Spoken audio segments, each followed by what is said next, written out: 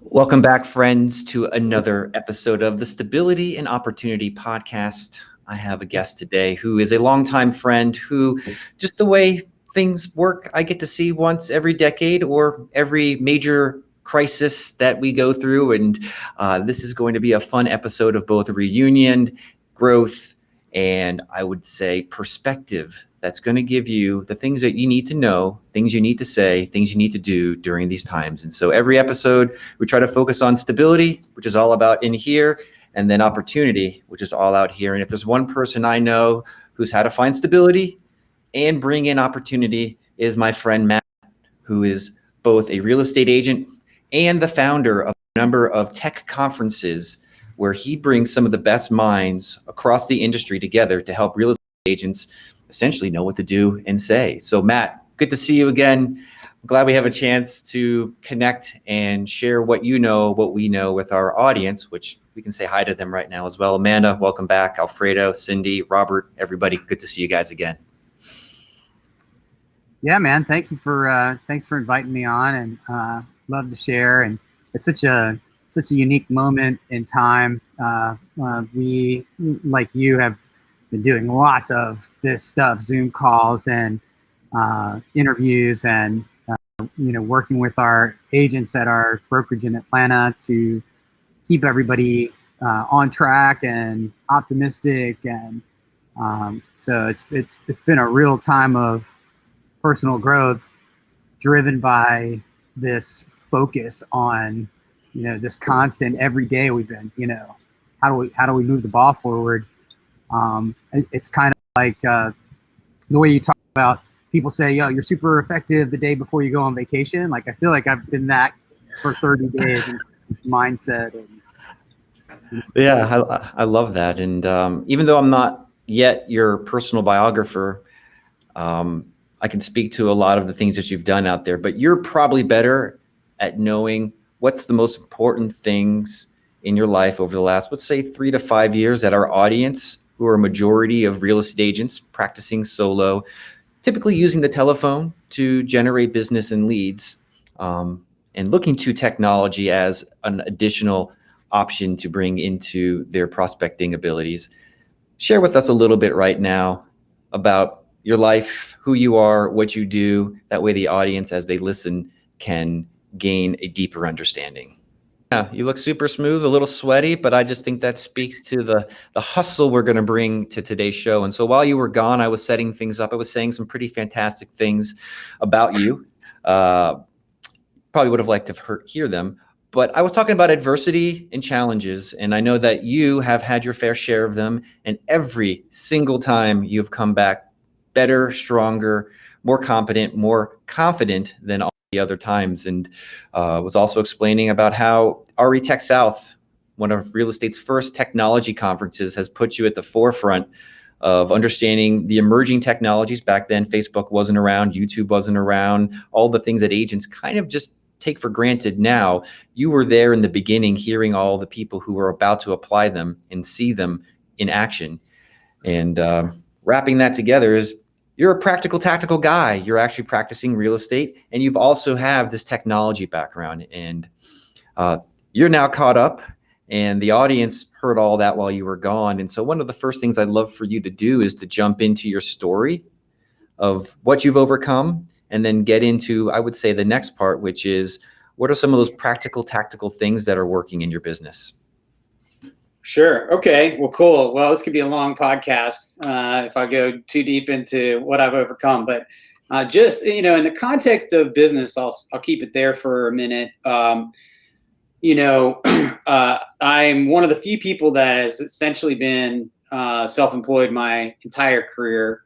And so for those who have had, jobs and been employees and all that stuff, I've mostly 99% not had that. And so I just always had this kind of bulldog approach of, got to figure out a way to execute.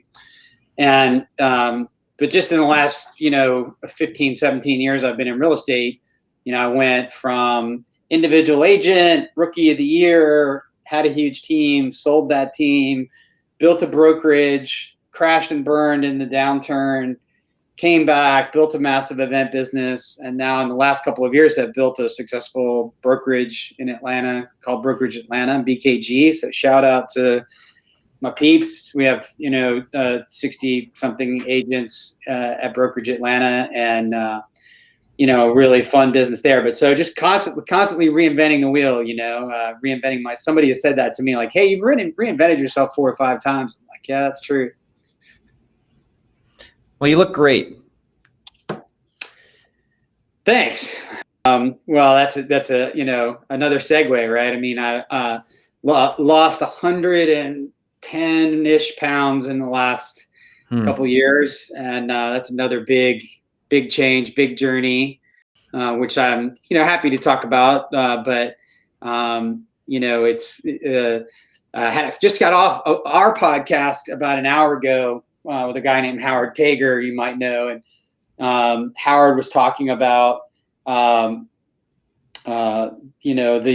wisdom that comes from your own experience, and we've all been through a bunch in our lives, and in that context, there was 3 of us on the phone. They're all late 40s, 50s, whatever. So we've all had some experience in life, and you learn from it. But I've definitely had a journey, both business and personally, and feel like I'm better and fitter and stronger and wiser, I guess, than ever before at 52. So. Yeah, I do want to spend some time talking about your weight loss. I didn't know that was going to be something, but I think that is emblematic of transformation as a principle. And so if you can transform your body, the things you must say to yourself, the things you must overcome, the things you must do, if you can figure out that set of principles, you can figure out anything. And as I was saying before, one of the biggest parts of our show is helping our agents, helping our customers, helping our audience find stability. And that comes from within. And the fact that you have had to go to that place in order to get the results you have, I think if you could share that story, that approach, that mindset, that anybody listening to this right now, when we get to the opportunity side of things, will be much better equipped to then look within themselves and then look outside of themselves. Sure. I'm happy to do it. I feel like that I don't want to lay it on people, oh, God, we hear about this guy's weight loss. But at your invitation, I'm happy to talk about it a little bit. I'm a bit of a evangelist for weight loss surgery, which is what I did. So 18 months ago, I had weight loss surgery, which was, it's a crossroads decision. It's a huge decision. It's life-threatening surgery. It's not something to be undertaken lightly, and it's not a magic bullet either. It's a real, at least as hard as any other kind of weight loss journey. But anyway, but I reached a point in my life where I was like, look, I am winning everything in my life except this thing, and I cannot win this thing. Mm-hmm. And I'm 50. And so I finally made the decision to take this risk and make this move. Turned out to be, the best thing I've ever done, at least at the 2-year mark, I would say. But what that is it's this mental turning point that says, I'm willing to take this extreme action. And so for other people, that extreme action might be, exercise and crazy diet and whatever, but somehow or another, you still got to come to those turning points in your life and you go, I'm willing to make this extreme move. So I had this surgery that gets you to a certain point. It allows you, a person like me who said, hey, I cannot win this, I'm defeated by this, got me up, like instead of I'm on the mat, Satan's on my neck, and it allowed me to get up, move forward, and get momentum in weight loss. Then I discovered diet. Then I, was successful at, fitness, and, I run something like 100 miles a month, and which is not a lot, but it's not a lot for a runner, but it's a shitload for people that never run. Like guys like me, I never ran in my life. Now I run a 5K every day, and with 1 or 2 off days a month. So, I guess in the context of the weight loss, like if you're listening to this podcast and you're that person, like you're just like, I can't win this.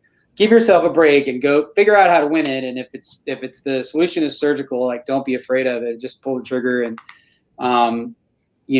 it's just, and I guess I'll segue off of that because I don't want to go too hard on that with everybody. But when you get to times like this, that we're in this moment of difficulty and challenge or whatever, if you've been through journeys that I've been through, you're like, whatever, it's just another journey, and I take it more seriously than that, but I certainly went into the last 45 days,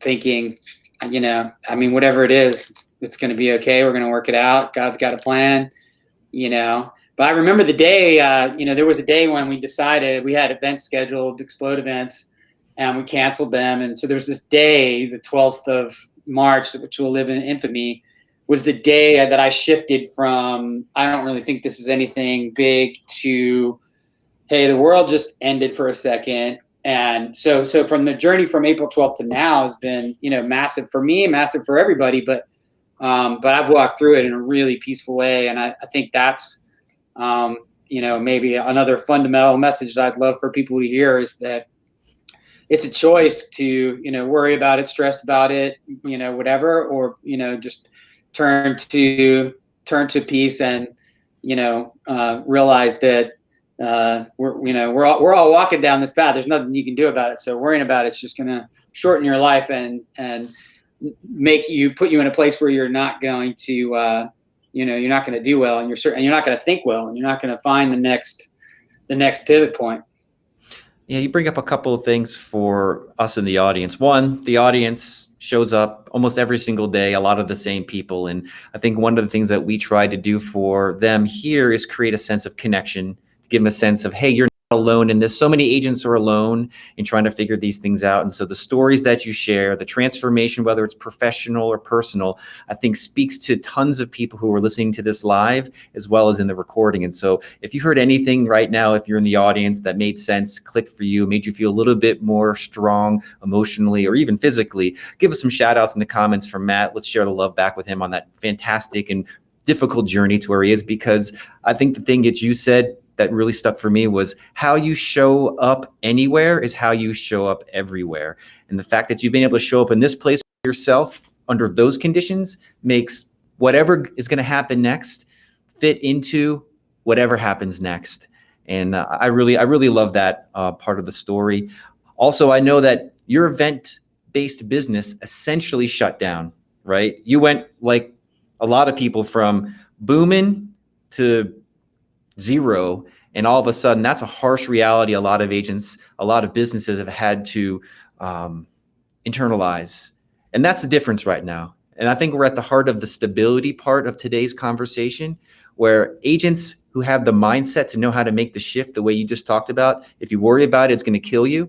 If you take us into what that process between March 12th and now has been like, talk about the attitudes, talk about the mental stuff, talk about the tactics or tools, whatever you want to call them, exercises or practices that have allowed you to shift from maybe even hostility into a sense of at least mental profitability.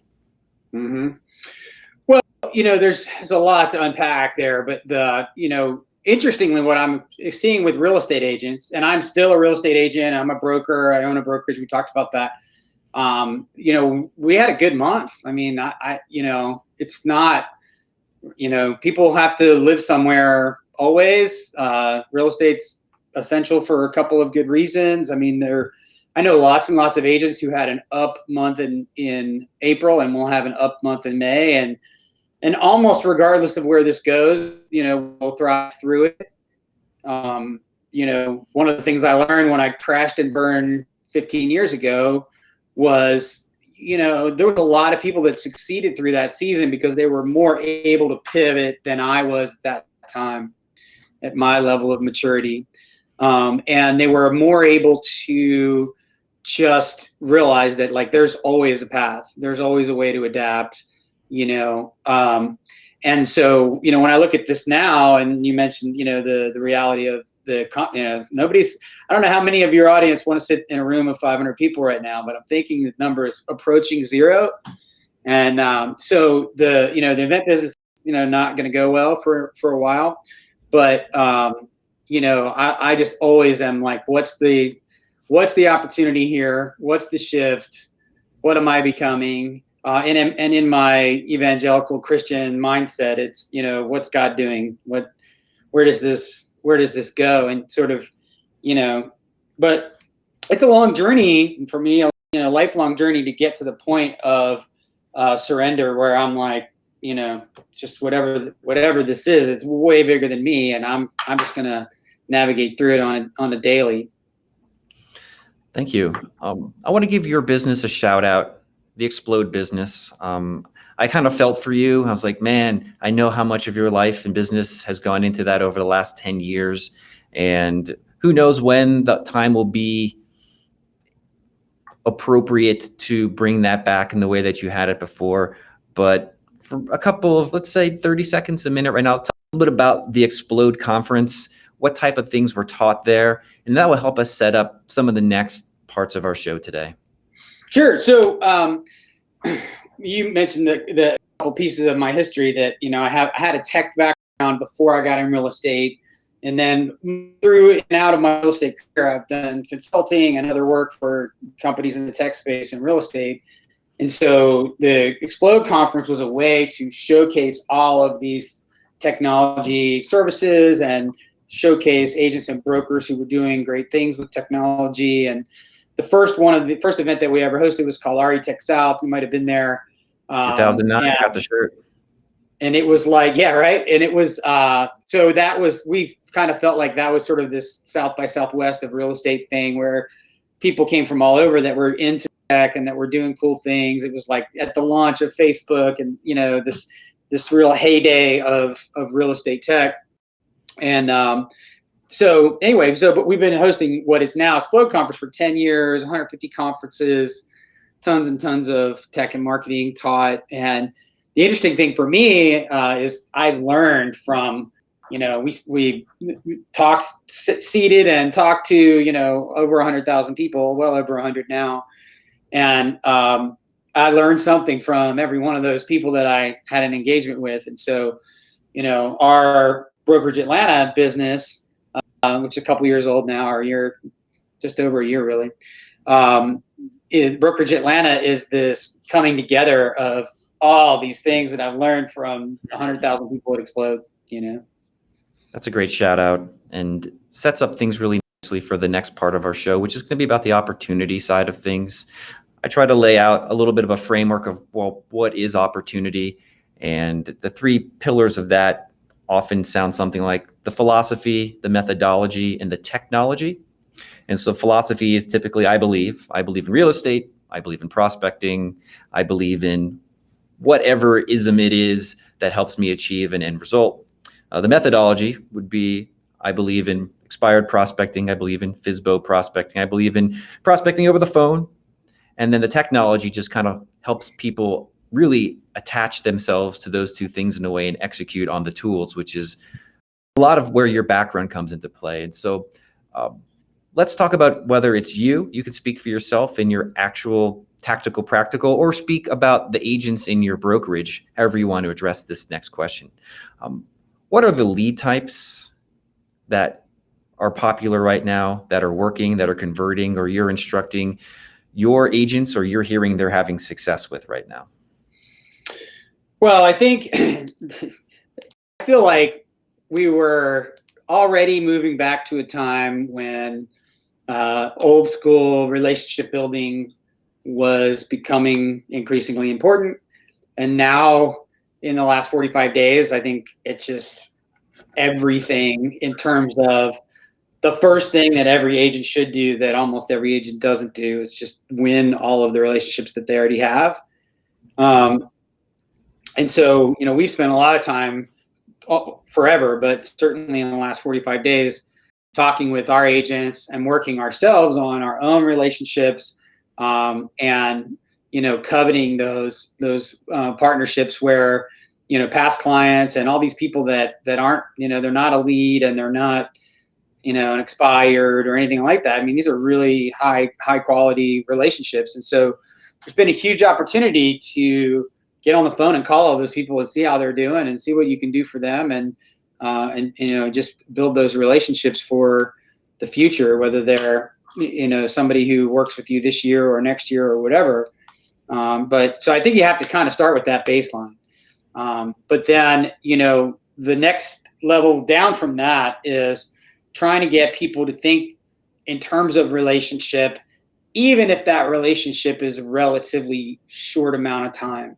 So when I got the business in 2003, I had tons of success and built a huge, I was rookie of the year for the Southeast region of Keller Williams. And that was built upon for sale by owner. And, primarily. And the success of that was the simple mindset that every for sale by owner that puts a sign in their yard today, if I meet them tomorrow and my mindset is I'm just going to stay in touch with them for 8 weeks, that 90% of them are going to list and some percentage of them are going to list with me. And I was hugely successful. And so that's a pretty short-term relationship, only 8 weeks. It's just longer than 5 minutes. It's just longer than, hey, I just met you. Would you like to sleep with me? It's, so just getting agents to understand the rhythm of, hey, connect with a client who, I know you got your platform works really well with expireds, for example. I mean, a lot of people are going to relist the same day, but a lot of people are going to take a break, especially right now. They're going to take a break. And are you going to stay with them and talk to them and communicate with them? And, maybe 30 days from now you get that listing, or, just think a little bit longer than who's listing today. Are there any scripts? And sometimes scripts sounds like a harsh word to some. So is there any language that you prescribe to your agents, or your agents are feeding back to you saying, this is what I'm saying that really feels right or is working? Well, we've kind of shifted to a place of, just completely no script, no intent other than the call. The only intent of the call is, hi, how are you getting by? Can I help you? Is there anything I can do for you? And so we've shifted to that script. But before that, before we got to this moment, and I got to give a shout out to Nakia Brooks, who is the operating broker for my brokerage. Nakia kind of schooled me on these two things. One is calling people on their birthday on Facebook, because we all get 10 birthday notifications a day on Facebook. And here again, the intent of that call is, hi, happy birthday. But yet that's an incredibly powerful thing if you put it into practice, because almost nobody actually calls. They just post on your wall with 1,000 other people and it just goes away. But if I pick up the phone and call you or send you a video text or some kind of real engagement, and you make that a method that you do every single day going through your whole Facebook, that's pretty powerful lead generation. But to try to get to the, take the bait of the question you're asking, another really great script, and this is also Nakia's, is your calling sphere of influence and saying, hey, I've got a goal of helping X 25 families, find their dream home in the next 30 days. And, I just wondered if you might know anybody that I could help. And, but it just comes from this place of service, and, real simple scripting like that. Me personally, I am zero script, seat of the pants guy. So I'm not, I have to own that. But I mean, I've also been a professional speaker for 20 years and not everybody can do that. But if you're going to be into scripts, then you know this, right? You've got to internalize those things to a place where it sounds like it's coming from you. And then you get to a place, where I'm at, where I could pretty much just pick up the phone. So I'm not sure if that was helpful, but. Well, it's not for me to decide. To let the audience give us shout outs or love or questions they may have, because as I usually say in the beginning of the show, this is a participatory event. So if there's anything that they need or they want or want to ask me or you, they can come on here and chat with us and I'll get that addressed. I thought actually the script that you just dropped right there sounds like it's a universal script. During these times, not just for sphere of influence, but for expireds. You could call expireds with that script. I've got to trying to help out homeowners, right? Approaching it from that perspective. I don't think that's one that we've heard quite like that before. Almost on every episode, I try to find out what people are saying, what people are doing under what types of leads or conditions. And I feel like this one fits under the catch-all bucket. Well, you know, that's the most important piece of mindset. Whatever the words are that you say, you know, if you pick up the phone and you're coming from a place of me and I want business, like that comes through the phone so fast.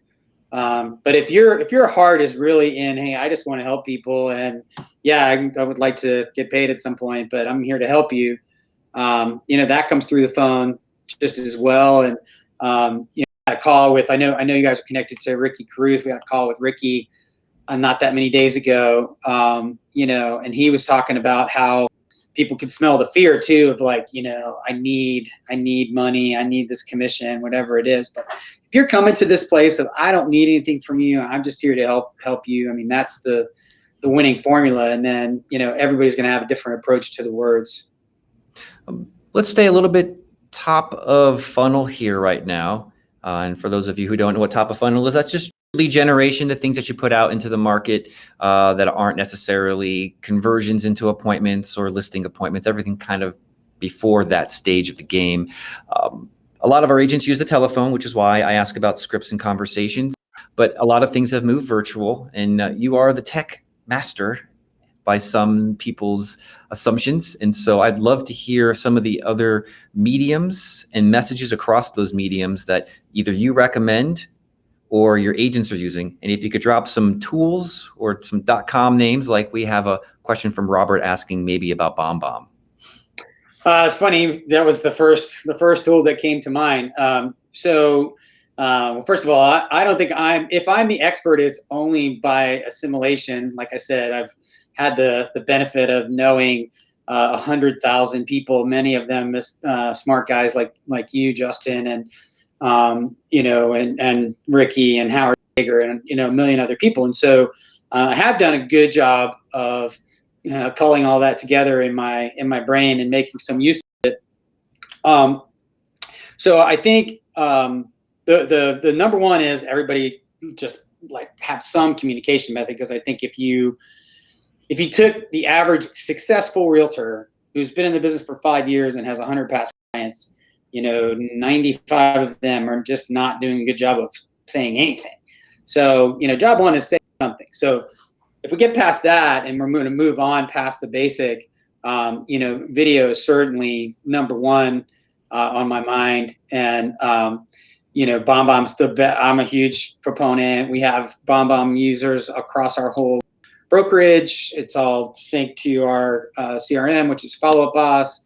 We're doing tons of Facebook retargeting, and those are the things that are, you know, stay in front of your client, say something smart. Retarget is the word of 2020 in my mind, especially in the season we're in at this moment.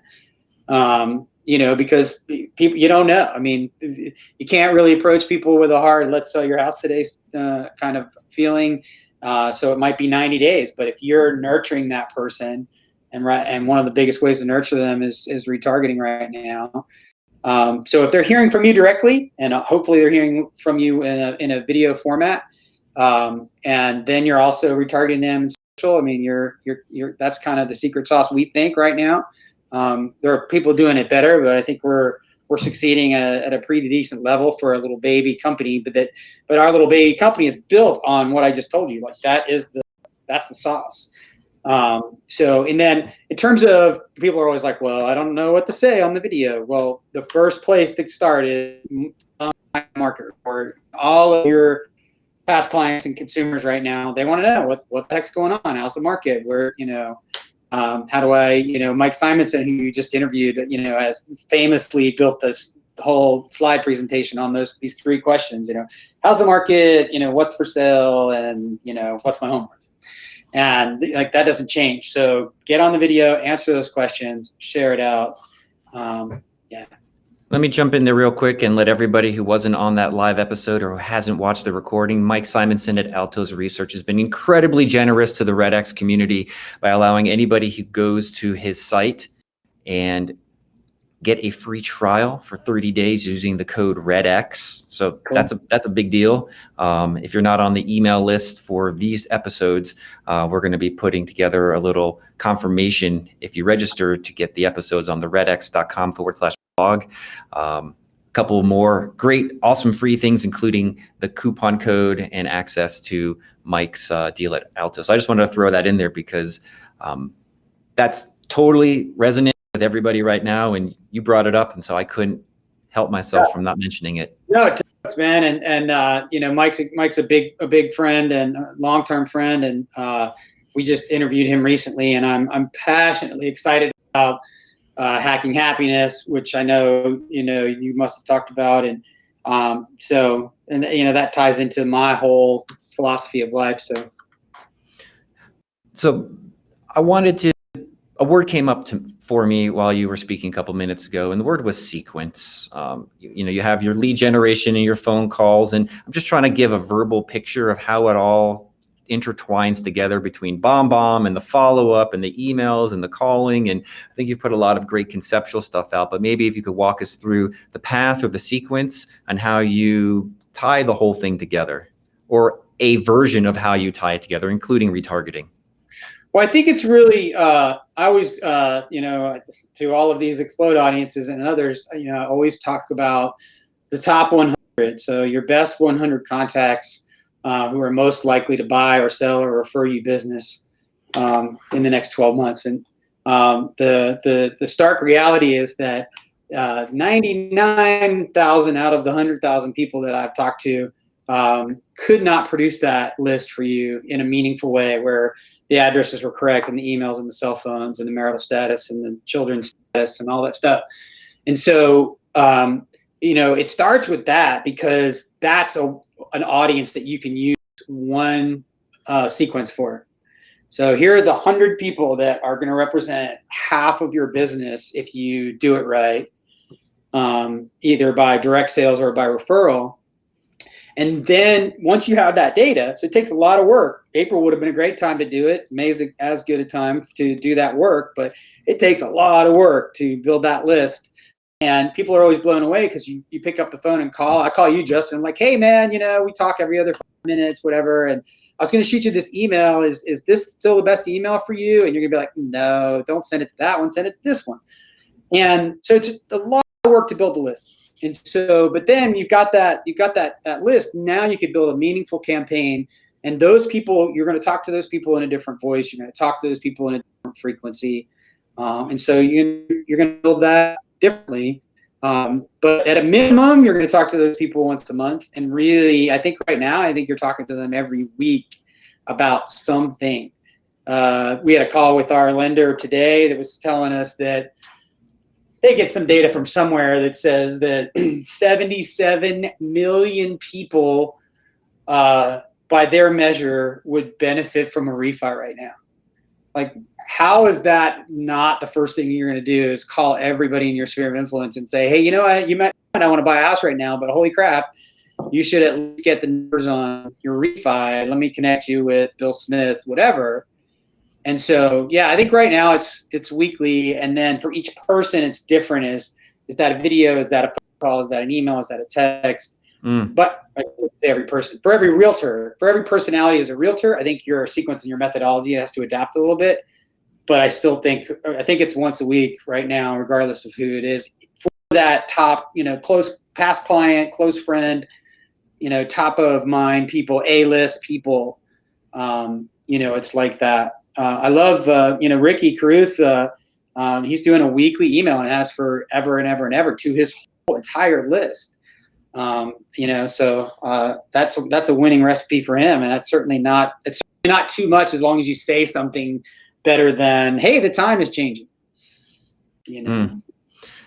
You were looking to mix the show a little bit going forward into the future, and one thing that just came to mind for me as a concept is to get you, Brian Eisenhower, and Brad Korn together on a panel, because I got to tell you, the overlap in what you're recommending is so strong. And I think it could become so clear for the right audience, because every single one of them has basically said the number one thing to focus on is fear. And the first step in that is getting to work on making your database clean and clear. And they said that's one of the number one things that stops people from taking action on that. And so short of us getting to that point of future in time, maybe you could do our audience a little bit of mental work and help give them some instructions on, again, how can you run retargeting? How can you run campaigns? How can you say things to people if you don't have a database? Agents then say, okay, well, how do I create that? Could we spend a little time right now giving them some step-by-step instructions on what they should do, where they should look, so they can complete and create and complete a really strong database?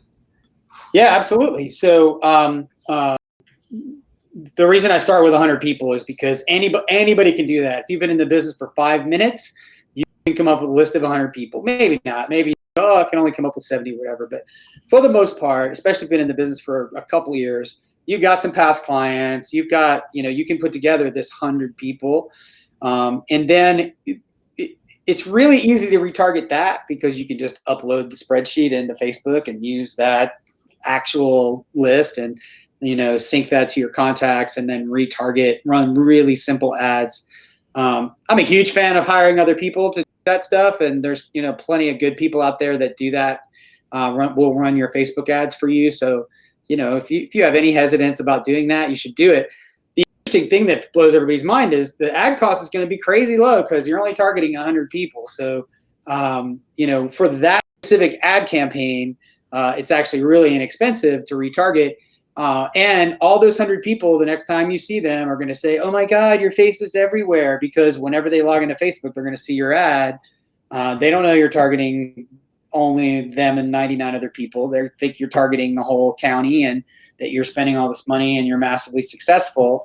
So that there's lots of nuance. We could talk about Facebook and retargeting for hours, but for that specific little audience, I think it really brings it home for people that, if you're not doing that, oh my God, those are your 100 people, man. You have no reason not to be in front of those people every single day on Facebook, because the cost is so low. You just got to get the data together and figure out how to execute it, or pay somebody to execute it. So that's why I try to boil it down to 100 people. There's lots of people that use REDX that are listening to your podcast that have tens of thousands of contacts. There's way more sophisticated ways to do that. But honestly, I don't think they're necessarily hanging on my every word. They've probably thought about, how they're doing it. And I mentioned Ylopo earlier, which is, this massive platform that's, a significant piece of what they're doing is all about the retargeting. And so when you get to a scale, there's lots of opportunities there. But just for, the average Joe realtor, like, man, I don't have my data together. Okay, well, I'm going to challenge you in the month of May, get that list of 100 together. And the way you get it together is actually call those 100 people, which you need to do anyway. It's just, now here's your excuse. The first question is, hey, Bill, how you doing today? Hope everything's going well. How you guys getting by? Anything I can do for you? And then it's, oh, yeah, by the way, I was going to shoot you an email. I'm working on my market update. I was about to send you this email. Just want to make sure this is still your email. Yes or no? Blah, blah, blah. Confirm the data. What's your physical address? All that stuff. However you do it, but get their data right and make 100 phone calls. That's 3 a day for 30 days. Well, I guess if you work 20 days, if you have 20 work days left still this month, so that's what, 5 a day? I mean, I think you can do that. So get that data together, and then I think people are blown away. First, they called the 100 people, and 3 of them are going to say, "Hey, by the way, I was thinking about buying a lake house," and whatever else comes of it in the next 30 days, and then next thing you know, everybody's busy as heck, and they're like, "Oh my God, it's falling from the sky." And yeah, it is, but it probably wouldn't have fallen from the sky in the same way if you had not made all those contacts. And you're shaking the tree. Yeah, and I think people get hung up on the fact that you don't even have to shake it; you just have to say hello to it. You just gave us a new category, Matt. This is beautiful. I love it. I love discovering the little tranches of concepts and reality where they meet. And for our audience right now, and for behind the scenes, the team who's listening to this here at REDX, we're always trying to find the snippets that we can then put into a process guide or an ebook guide or something that matters. So that way at the end of, let's just say 5 shows, we can then hand them off something that's dense, actionable, and ready to use. And so the category that you just helped us further is really that first step in building your database and the why behind it. And so if we could spend a little bit more time, I'd love to just detail that out a little bit more. So that way the next part of the show is going to be all about just accomplishing that first step, which is the why. Here's your database. Here's the columns in Excel. Go create this.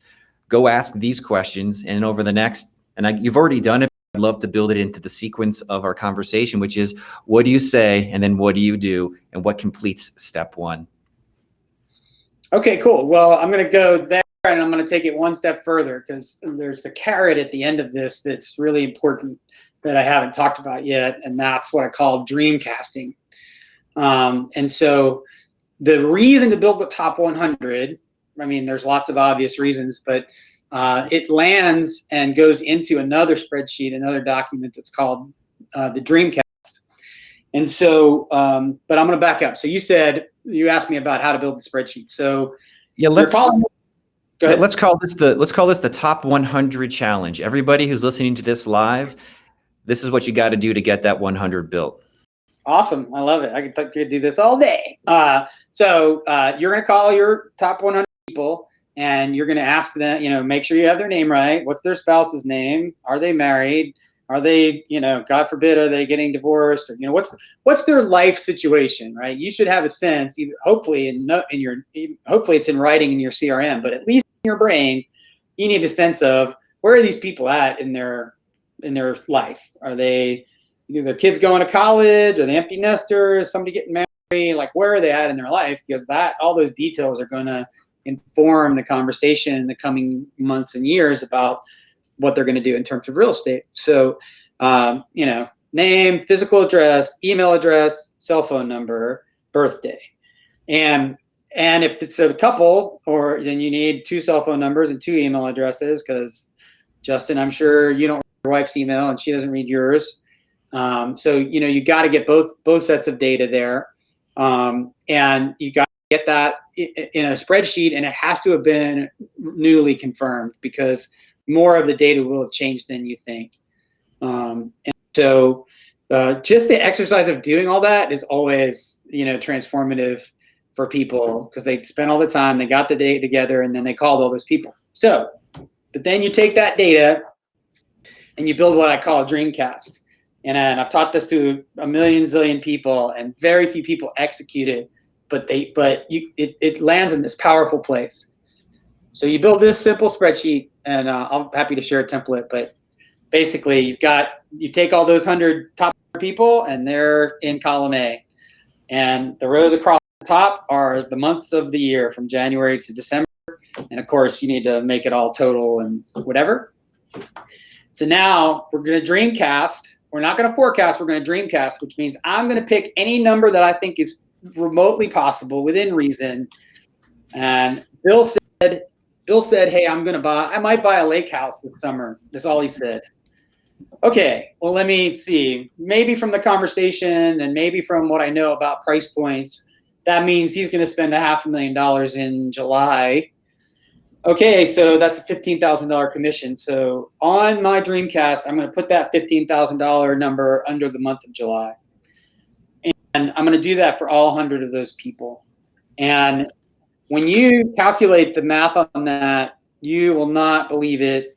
And it almost certainly will have, well, it certainly will have 6 zeros or 6 digits, and very likely would have 7.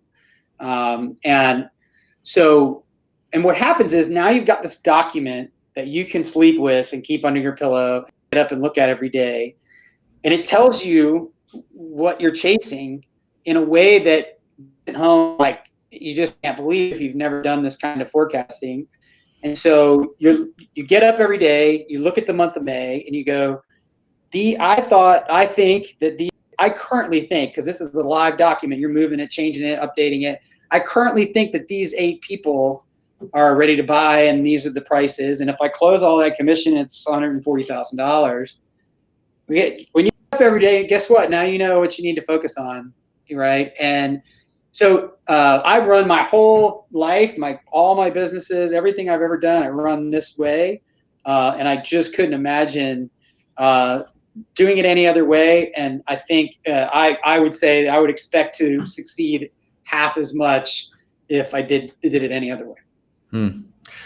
I want to talk about one more thing before we start to get into the last part of our show, and that you did a great job with the columns and the descriptions and the reasons why it's important to capture that. And so just to recap again for the audience, they love hearing what to actually say.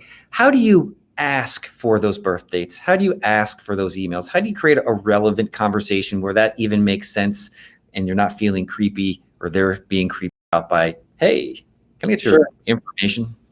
Sure. The cool thing is that your data for this top 100 that we kind of skipped over that. People are like, where do I get this information from? Or who are my top 100 people? Well, it's these two things. It's your Facebook friend list and your cell phone. So pull out your cell phone, start going through your contacts, and you find out that you've got 500 contacts and all these people that you forget about. Same thing on your Facebook friend list. And we already talked about the fact that calling all your Facebook friends on their birthday just to say happy birthday is now going to be a critical part of your life going forward. So Facebook is kind enough to tell you what everybody's birthday is. And even if it's not my birthday right now, if you look on my profile, for the most part, my birthday is there. Lots of contact information is there. So and you don't have to win it all in one conversation either. You don't have to call them and make it this painful 20-minute data update. It could just be on this phone call. It could just be, hey, I think your email address is blah. Is that right? Is that where I should send stuff to? Yes or no? And you kind of know what their cell phone number is because I hope you just called them on it. So you don't have to win it all completely in one call, but it's that keeping it super relational. But you use your cell phone and use your Facebook friends. And I mean, everybody, it might take 10 or 20 hours or something, but everybody has this data already. I know I run the risk of pushing us over on time, but I can't help myself to ask this next question. And it's about text messaging. Everybody loves the concepts of text, but actually using it in a ethical, legal, and effective way, I think, is the difference between those who get shut down from the systems they use it with and those who actually build real relationships, real leads, and real conversions into appointments and sales. And so I've set that up in a way because I believe that you are using text, or of how to use text correctly. And so could you spend a little bit of time right now on some of the practical, tactical ways that you're using text? Sure. Well, we are using tons of text. Both callaction.co, we're using within our CRM some, and I think it comes back to what we were talking about earlier about the phone calls, in the sense that if you are coming from a place and your tone is coming from a place of service and being helpful, for the most part, I don't see that getting us or anybody else in trouble texting. But if you are coming from a place of sales, a place of salesiness, a place of, thinking about dollar signs, nowhere is that more evident in 6 characters than it is in a text message, right? When you get a text message and that that's like, either somebody, selling me something or not one of my friends. As soon as that feels like the tone, it doesn't even take one sentence, right? We're all so tuned into it. So we try to use it, and we try to keep it as conversational as possible. And we're also we're using a lot of AI. That's part of Ylopo stuff, and so those are conversations where it's interesting that you'll see this automated conversation start, and if you let that go very long and you don't jump into that conversation and make it relational, then it blows up. But if you, the human, see that somebody raised their hand and they're having a conversation and you jump into that and you humanize the conversation, it's no problem. I mean, it's, you know, it's the best. I don't know about you. I would 99% rather you text me. So it, you know, it's absolutely should be done. It just has to be done from that relationship, friendship standpoint. Let me ask you this. Top 1 to 3 text messages you send. What do they sound like? What's the content? Well, so this is a recurring theme, but, you know, I steal everything I've ever done or learned from someone else and try to remember how to attribute it. You know, I think this is going to be an accurate Barry Jenkins quote. But, you know, one of his big texts is, you know, hey, I was just going through my file and, you know, I didn't notice that you ever bought that house or closed that, you know, or whatever it was. But somehow this is a person that has raised their hand and they're in some funnel of I was going to buy a house. And you may or may not have done a good job of following up with that person. But this follow-up of like, hey, I'm just closing my file. Just wondered, you know, did this happen? Maybe we didn't record it properly. Like, I just wanted to know, you know, so that kind of approach. Another one that's I learned from Realtor.com and they stole it from somebody else is this text of, you know, is this Amy? Is this, you know, first name? Question mark. That's it. You know, so if you send a couple texts, you don't get any reply. You know, is this Amy? Question mark. Almost always is going to get some reply, even if the reply is please die. And then I'll give you one more. My all-time favorite works every time. Will no longer work for me if you're watching this text or watching this podcast. But you text somebody 3 times, they don't answer you back. The text is this thing on? Question mark. Several emojis. Absolutely, I have never sent that text and not gotten a reply. So there you go. All stolen from other people. That last one was Dan Smith, who you also interviewed. Well, that's awesome. And so I want to shout out to you right now, Matt. I really, truly, sincerely appreciate having the opportunity to reconnect with you, see your face again, hear how amazing you've done over the last 10 years, be able to show you and your companies and your teams, and if your whole Facebook group's watching this, thanks, guys. And giving you some shout outs and love from the REDX community. REDX community, who's watching this right now, recorded or live, if you've had any value out of today's show, if you enjoyed anything that's been shared, give some love in the comments, give some love in the chat.